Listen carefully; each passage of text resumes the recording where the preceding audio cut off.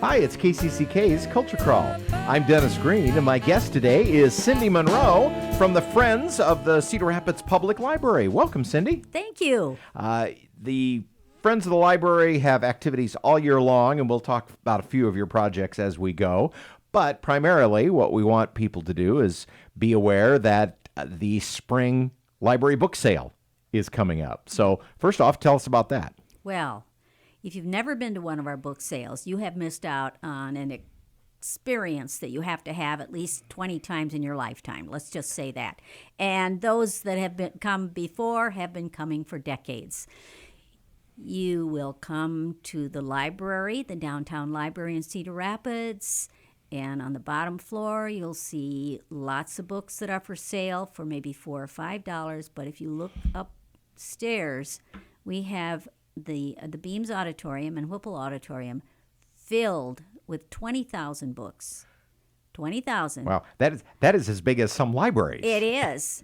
And about 2,000 media that you will be able to shop for at prices of $3 and below. Wow. So in addition to books, you said media, so that means DVDs, maybe CDs. Movies.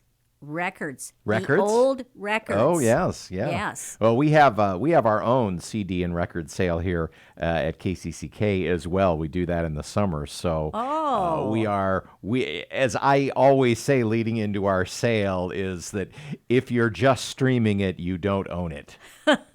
And that applies not only to music but also to books too. That's right. Because even though a lot of us read more ebooks, there have been times when the supplier has reached out and clawed back the ebook. If you have a book, you own that book. That's right. That's right. And we have people that say, I know I can read it on my screen, but I have to hold it in my hands. It's a different experience. It is. And one that I will never let go of. Good. I know that a lot of your books are stored in the Cherry Building. In the basement, in between sales, too, because I've been down there and prowled the stacks a few times. Yes. We have the Cherry Building. We have a large space at the library. And once in a while, we have to store things in our cars or in our garages because we have a lot of books. It's just wonderful having people in our community and surrounding communities who love to recycle their books into other people's hands. The library, of course, takes donations all year long. You have a sense of how many books come into the Friends Library for the purpose of the sale every year? Oh, boy. If I had to estimate, like I have counted shelves and averages of books on the shelves right now for this sale, and I know it's 20,000. Wow. So when you consider that and our summer sales and the books that we give away, I think 40,000 would be within the range of books that we receive and that's share. of course every year. Every year. Yeah, every year those all those books coming in and getting sold and then redonated probably in some cases. Some of us have to do that because we know we will run out of space at home. Yes, I know someone who has very limited space on his bookshelves and needs to read some stuff out right now. So did we mention the dates of the sale? I don't think we did. So let's do that and we'll come back to it again later. Okay, Friday, April 10th. Library opens at 9, so we start at 9 and we go till 5. And then Saturday and Sunday, Saturday, April 11th and Sunday, April 12th. Now on Sunday, the library opens at 1, so the sale is from 1 to 5. But the other 2 days, 9 to 5.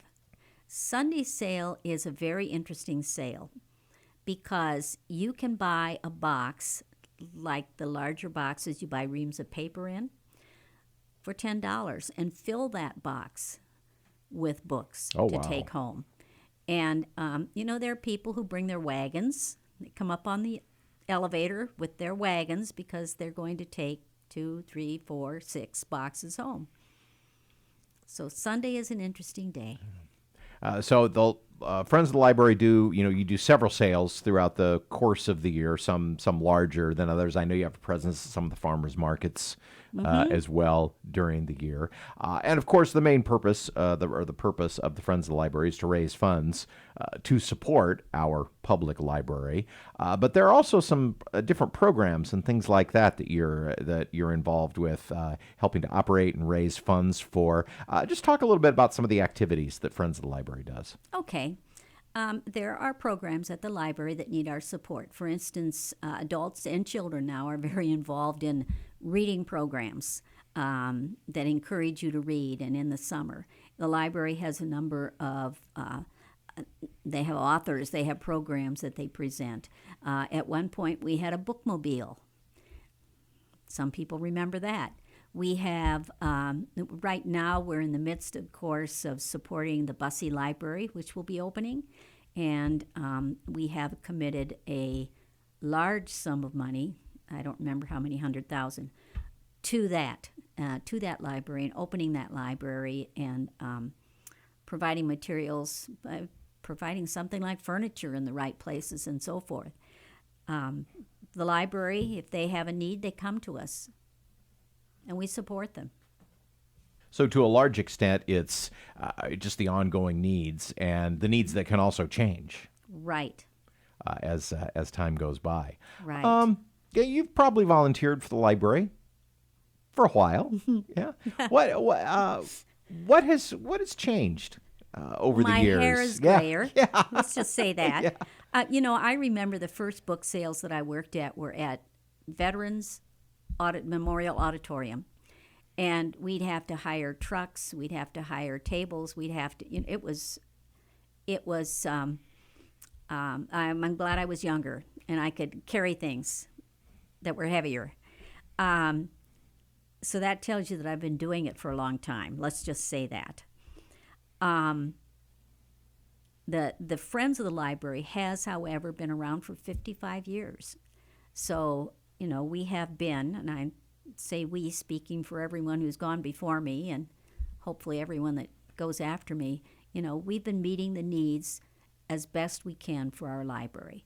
Cedar Rapids is a community that not only supports but feels that literacy is a part of their being, a part of their culture. And that makes what we do so much easier to do. Because obviously, if someone's giving us 20,000 books to share, that says something about a community.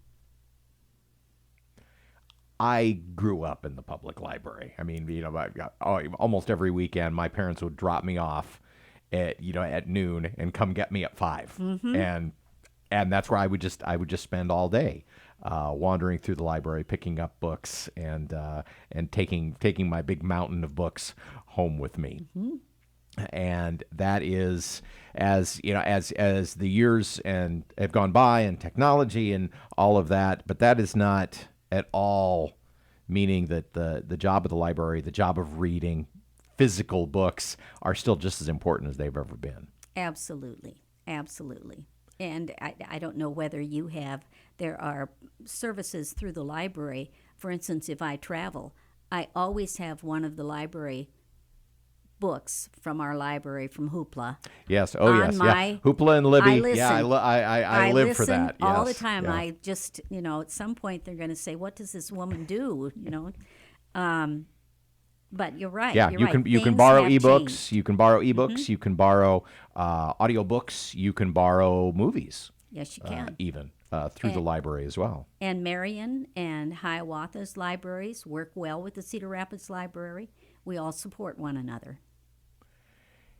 As is the case with any public entity, though, public budgets never go up. And that means that every year the job of the Friends is even more important to help the library keep what it's already doing and then hopefully be able to do new things.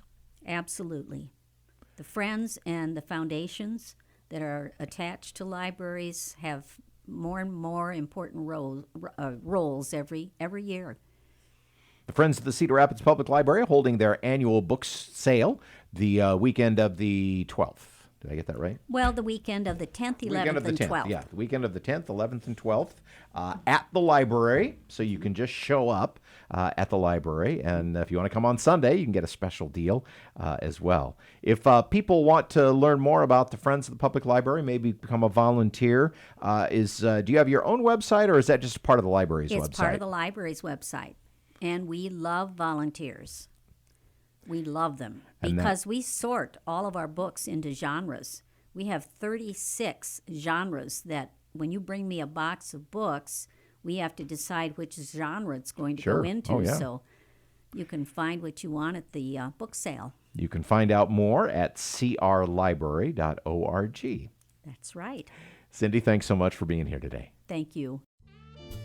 You can hear the Culture Crawl live on the radio most weekdays at 10:30, on demand at kcck.org/culture, or subscribe using your favorite podcast player.